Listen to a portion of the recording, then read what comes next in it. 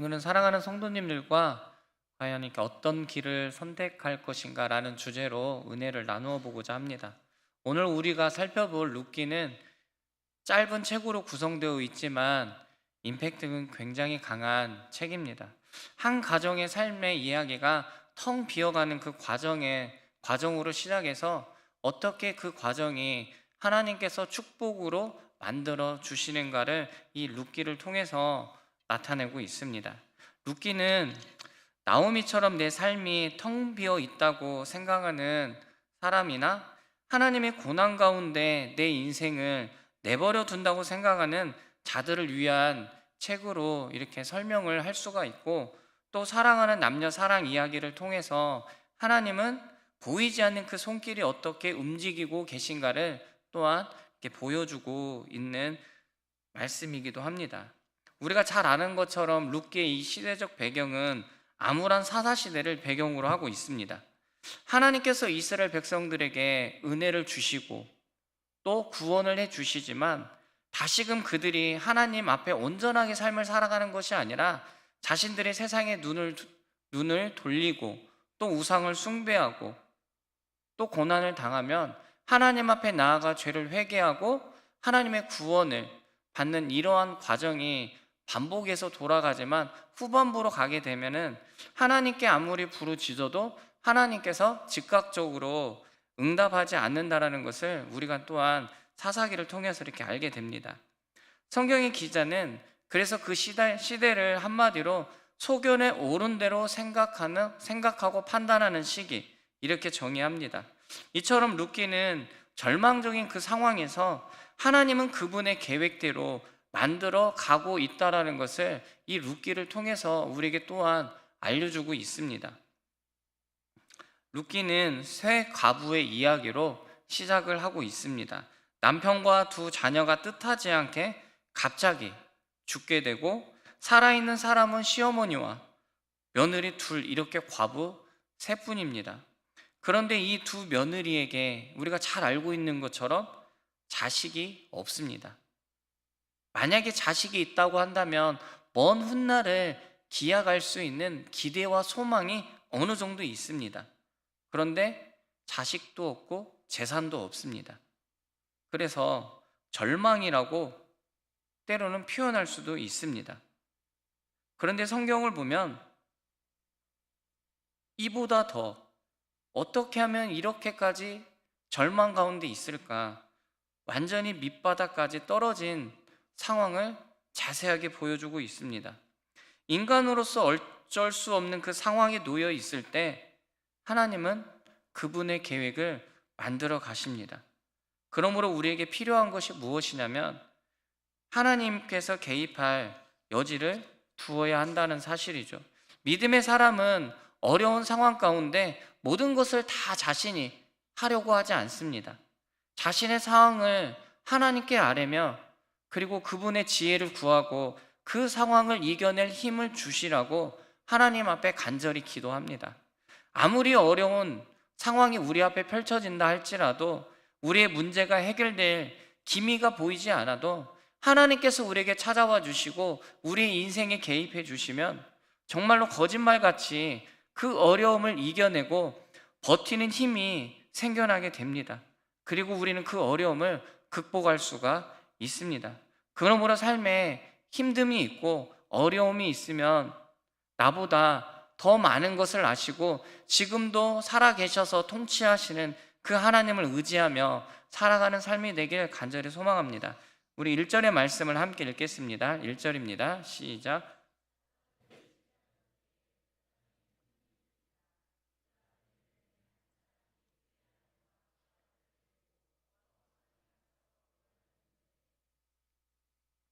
사사들이 통치하던 때에 어떤 사사와 관련이 되어 있는지 오늘 본문에서는 정확하게 언급되고 있지는 않지만 우리가 룻기를 통해서 한 가지 분명히 깨달을 수 있는 것은 이스라엘이 가장 존경하는 다윗 왕과 조상 이야기를 다루고 있다는 이 사실은 분명히 알 수 있습니다.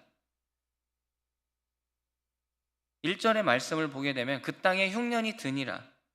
성경을 보게 되면 약속의 땅에 기근이 오자 이스라엘의 선조라고 할 수 있는 그 아브라함도 식량을 찾아 약속의 땅을 벗어난 적이 있었습니다. 우리가 창세기 말씀을 보면 아브라함이 하나님의 말씀을 붙잡고 약속의 땅에 도착했습니다.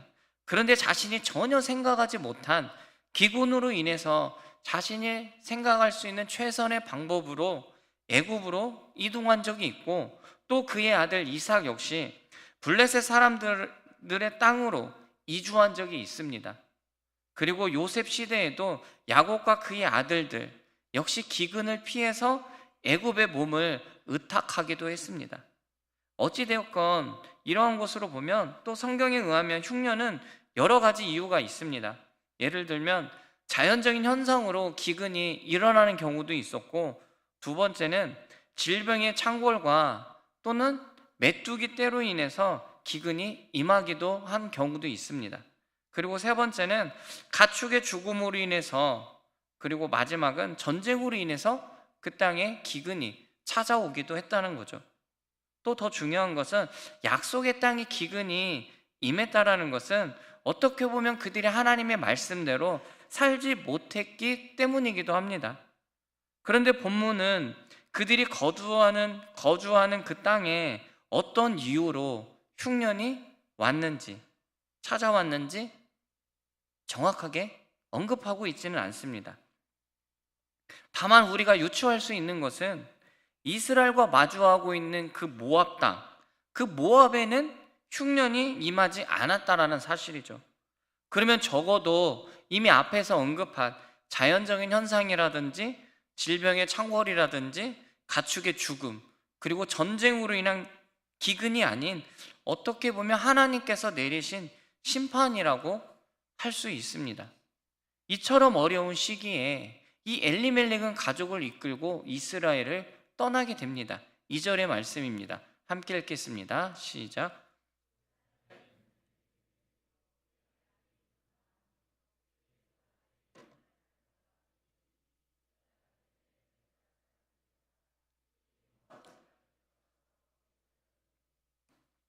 이 절에서 조금 흥미로운 사실을 하나 찾아볼 수 있는데요. 베들레헴의 뜻이 빵 또는 떡을 가리키는 의미를 가지고 있습니다. 떡집이라는 의미인데요. 그렇다면 이 베들레헴에 지금 무엇이 없습니까? 양식, 먹을 것이 없는 상황입니다.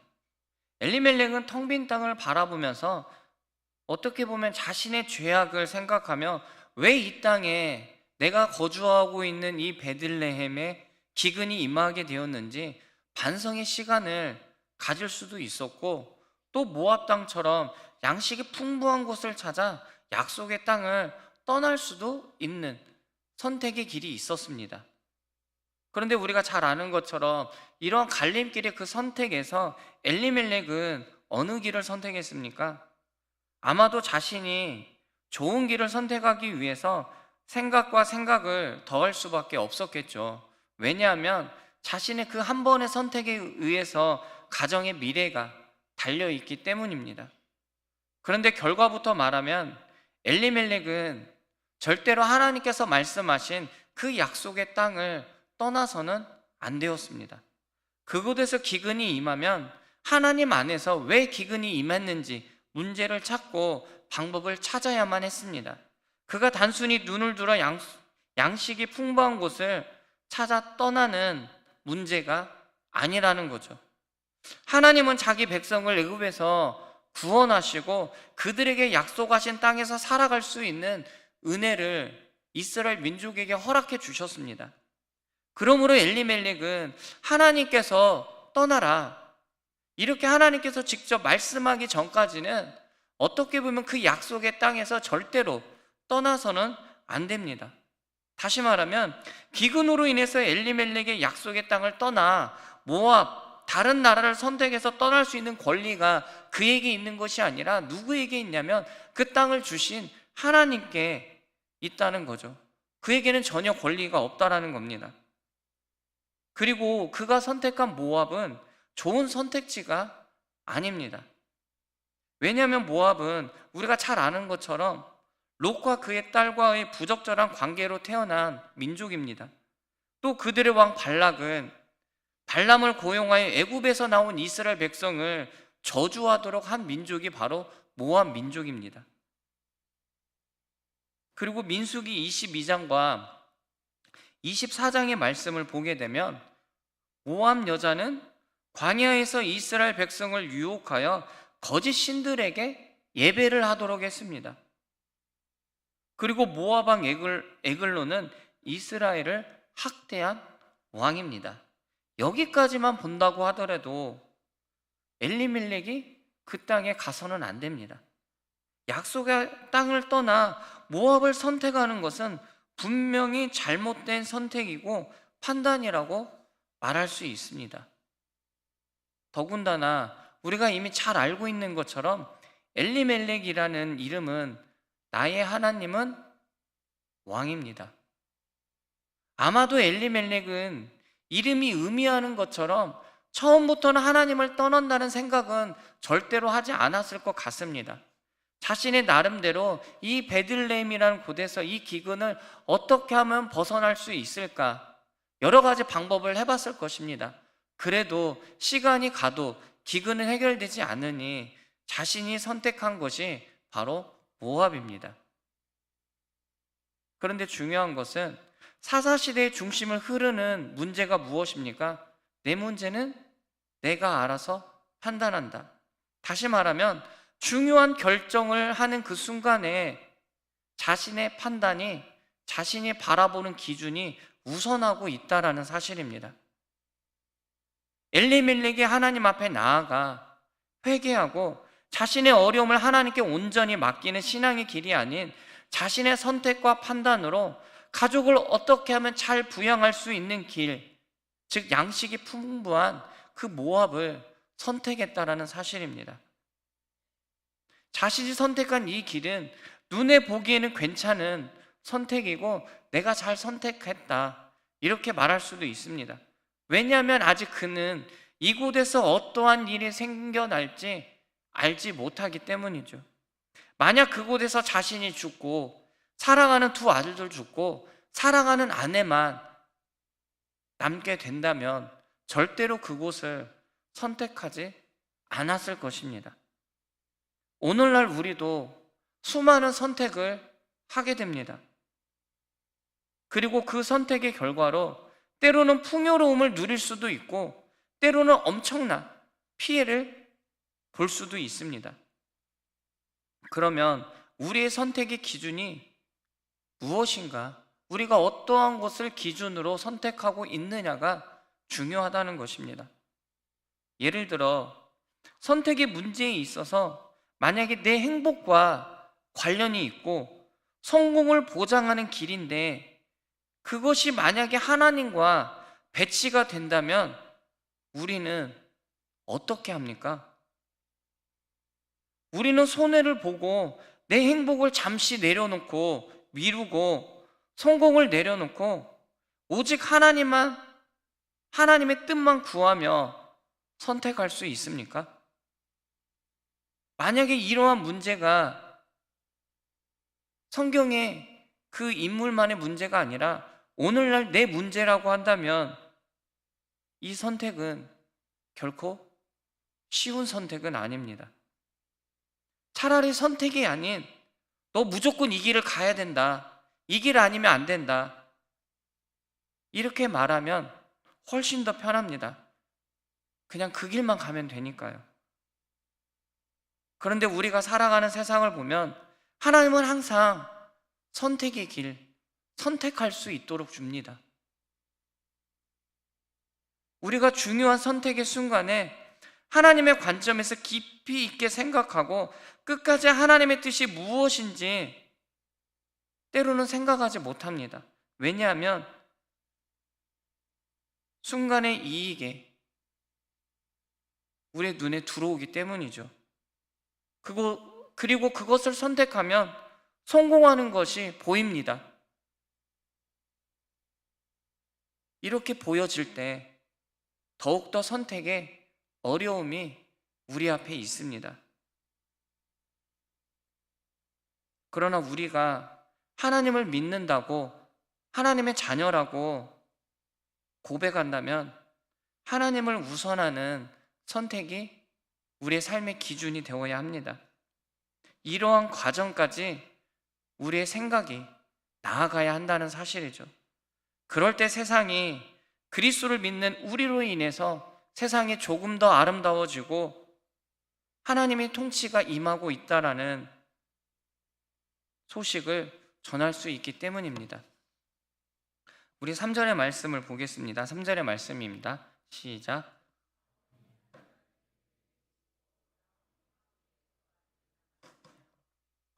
삼 절의 말씀을 보게 되면 엘리멜렉의 부인 나오미로 이렇게 소개되고 있는 것이 아니라 어떻게 소개되고 있습니까? 나오미의 남편 엘리멜렉으로 소개하고 있습니다. 이것은 앞으로 나오미가 중요한 인물로 등장할 것을 성경의 기자가 우리에게 힌트를 주고 있는 것입니다. 그리고 계속해서 보게 되면 그 후에 두 아들 말론, 오르바와 결혼하게 되고 기르는 룻과 결혼하게 됩니다. 그런데 어찌 된 일인지 그만 그 모압 땅에서 죽고 맙니다. 사랑하는 두 아들이 무엇 때문에 죽음을 맞이하게 되었는지 성경은 우리에게 어떠한 단서조차 주지 않습니다. 그래서 어떤 학자들은 두 아들이 이방 여인하고 결혼했기 때문에 죽음을 맞이하게 된 것이다, 이렇게 말하지만 분명히 우리가 읽은 성경은 이에 대해서 어떠한 언급을 하고 있지 않다라는 사실이죠. 그리고 이어서 5절의 말씀을 보게 되면 말론과 기륜 두 사람이 다 죽고 그 여인은 두 아들과 남편의 뒤에 남았더라. 이제는 사랑하는 두 아들마저 나오미에게 없습니다. 그녀의 삶을 어떻게 표현할 수 있을까요? 정말 성경의 기자가 말하는 대로 아무것도 없는 텅 빈 삶이 되었습니다. 어떻게 보면 여인이 감당하기 힘든 너무나도 비참한 삶이 된 상태입니다. 처음에는 사랑하는 가족들과 함께 있는 그곳에 흉년이 찾아오더니 자신이 그토록 사랑하고 의지했던 그 남편이 죽고 그 아픔을 어느 정도 잊어가고 치료할 때쯤 되니 사랑하는 아들, 두 아들이 연달아 죽어가는 것을 나오미는 바라볼 수밖에 없는 상황이었습니다. 자식의 입장에서 부모님이 갑작스럽게 죽으면 그 죽음에 대해서 어떻게 생각을 하고 마음을 추스려야 할지 굉장히 고민이 많이 생기기 마련입니다. 그런데 자식이라고 하면 아픔이 더 큽니다. 그래서 자식이 죽으면 부모는 가슴에 묻는다고 말하는 것 같습니다. 그런데 지금 나오미는 한 병도 아니고 가정 안에 있는 모든 남자가 다 죽게 되었으니 어떻게 보면 이 험난한 세상 속에서 자신을 보호해 줄 아무런 장치가 없는 상황입니다. 이 나오미의 심정, 말로 표현할 수 없는 상황이죠. 이 나오미의 비극적인 모습이 오늘 읽은 1장에 정확하게 묘사되어 있습니다. 1절과 5절 사이에 무려 3번이나 엄청난 비극을 연달아서 일어나고 있기 때문이죠. 그런데 중요한 것은 나오미에게 왜 이러한 일이 일어나게 되었는지 어떠한 실마리도 제공하지 않다는 것입니다. 우리는 우리의 삶 속에 힘들고 어려운 일이 생겨나면 무엇인지를 뒤돌아보게 됩니다. 그리고 그것이 때로는 도덕적인 면에서, 윤리적인 면에서 답을 찾으려고 하기도 합니다. 왜 이러한 상황이 나한테 주어진 것일까? 내가 하나님 앞에서 열심히 예배하고 하나님께 열심히 찬양을 드리고 그리고 기도하는 생활을 했는데 왜 나에게 이러한 삶이 찾아왔을까? 혹시 내가 잘못한 일은 있는지 없는지를 뒤돌아보며 그리고 이해하려고 합니다. 그리고 만약에 조금의 실마리를 찾으면 내가 왜 그러한 판단을 했는지 자책하며 시간을 돌이킬 수 있다면 얼마나 좋을까. 아마 나오미도 똑같은 생각을 했을 것 같습니다.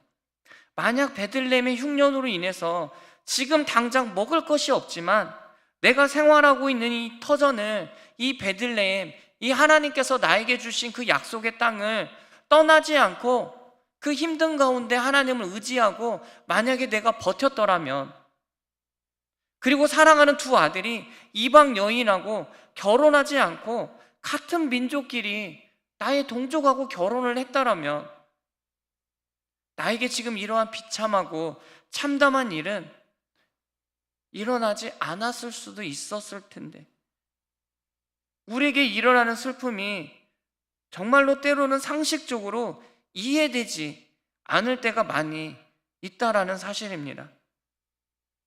예를 들어 윤리적으로 선하게 사는 사람에게 슬픔이 없고 고통이 없이 오직 악인들에게만, 죄를 범한 사람에게만 슬픔과 고통이 일어난다면 얼마든지 이해하고 받아들이고 순응할 수 있습니다. 그리고 설명이 가능합니다. 그런데 우리가 살아가고 있는 이 세상, 우리가 잘 알고 있는 것처럼 우리의 상황을 보면 꼭 그렇지는 않다는 것입니다. 우리에게 일어나는 슬픔과 고통이 도덕적 기준으로, 우리가 가지고 있는 그 윤리적 기준으로 모두 다 설명이 되는 것은 아니죠. 오늘 우리가 살펴본 1장 1절에서 5절의 말씀을 보게 되면 뒤에 남았더라, 이 단어가 2번 등장하고 있습니다. 1장 3절에 나오미와 두 아들이 남았으며, 그리고 1장 5절에는 그 여인은 두 아들과 남편 뒤에 남았더라. 아마 남편을 잃었을 때는 하늘이 무너지는 것 같은 아픔과 슬픔을 느꼈을 것입니다. 그리고 사랑하는 두 아들을 잃었을 때는 무덤에 묻는 것이 아니라 자신의 마음속 깊은 곳에 묻었을 것입니다. 우리가 잘 알고 있습니다. 우리 주변에 이태원 사건과 같은 비극적인 일이 일어났음에도 불구하고 시간은 멈추어 있습니까? 멈추지 않습니다. 시간은 계속적으로 흘러갑니다. 아픈 상황을 경험한 사람의 입장에서는 세월이 야속할 만큼 시간이 굉장히 빠르게 흘러갑니다. 빠르게 흘러가는 시간을 보면 마치 아무런 일이 없는 것처럼 흘러가는 것 같습니다. 그런데 중요한 것은 우리의 인생도 그렇게 흘러가고 있다는 사실입니다. 불행이 닥쳐왔을 때, 우리의 삶의 전부가 없어졌을 때 우리는 어떻게 생각하고 이해해야 될까요? 현실의 상황을 한탄하며 주저앉아 있어야 합니까? 시간은 계속적으로 흘러가기 때문에 그 상황 앞에서 그럴 수 없다라는 겁니다. 왜냐하면 인생은 멈추지 않고 시간은 계속적으로 흘러가기 때문입니다. 우리는 힘들고 어려운 일이 생기면 이 세상에 나 혼자만 동떨어져 있다라고 느낌을 받을 때 우리가 해야 될 일, 그 일이 무엇일까요? 바로 하나님께 돌아가는 겁니다. 이 절망 가운데 정말 어떠한 말로도 표현할 수 없는 이 절망 가운데 나오미는 고향의 소식을 듣게 됩니다. 다시금 베들레헴에 양식이 풍부해졌다는 것을 듣게 됩니다. 이 말은 그들이 죄악을 떠나 하나님께 돌아왔다라는 사실입니다. 그렇습니다. 우리의 힘듦과 어려운 문제를 해결하기 위해서는 우리의 힘과 노력으로 안 된다는 것입니다. 나오미가 양식을 주신 하나님께 돌아갔던 것처럼 우리에 있는 그 문제를 가지고 하나님께 돌아가야 한다는 사실입니다. 자신의 백성을 외면하지 않으시고 끝까지 사랑으로 안으시는 그 하나님께 돌아가는 은혜가 있기를 바랍니다. 우리가 잘 아는 누가복음 15장 20절의 말씀을 보게 되면 이에 일어나서 아버지께로 돌아가니라. 아직도 거리가 먼데 아버지가 그를 보고 치근히 여겨 달려가 목을 안고 입을 맞추니. 누가복음 15장, 우리가 잘 알고 있는 탕자 이야기입니다. 탕자가 자신의 분깃을 챙겨서 아버지를 떠나 먼 타국에 갔지만 그 생활이 평탄한 생활로 이어진 것은 아니었습니다. 자신이 가진 재물을 다 탕진하고 인생의 쓰디쓴 경험을 하고 난 다음에 그가 생각한 것은, 그래, 나를 생각한 아버지께 돌아가는 것이었습니다. 비록 탕자는 아버지를 떠나갔지만 아버지는 그를 단 한 번도 잊지 않았습니다. 자신의 분깃 전부를 잃어버리고 돌아오는 그 아들, 아버지는 먼 발치에서 바라보지만 바라만 보고 있지 않았습니다. 그를 보고 달려갔다라는 사실입니다. 사랑하는 여러분, 하나님은 우리를 혼자 집으로 돌아오게 하지 않았습니다. 그리스도 안에 하나님은 우리를 맞으러 달려오셨다라는 사실입니다. 엘리멜렉은 기근을 피해 모압 땅으로 갔지만 예수 그리스도는 하늘의 영광을 버리고 우리를 진정한 길로 인도해 주시기 위해 죄악이 많은 이 세상으로 오셨다라는 사실입니다. 나오미의 가정, 약속의 땅을 떠나 타국으로 갔습니다. 하나님의 때를 기다리기보다 자신의 왕국을 건설했지만 이 땅에 오신 예수 그리스도는 하늘의 영광을 과감히 버리고 죄 많은 세상으로 오셔서 진정한 축복이 무엇인지 우리에게 친히 보여주셨고 알려주셨고 그 나라의 백성으로 살아갈 수 있는 그 길을 열어주셨다라는 사실입니다. 사랑하는 여러분, 우리 앞에는 늘 선택의 갈림길이 있습니다. 그 선택의 갈림길에서 이 땅에 오신 그 예수 그리스도가 원하는, 그분이 원하시는 그 길을 선택하며 그분만 바라보며 살아가는 저와 여러분의 삶이 되길 주님의 이름으로 축복합니다. 이 시간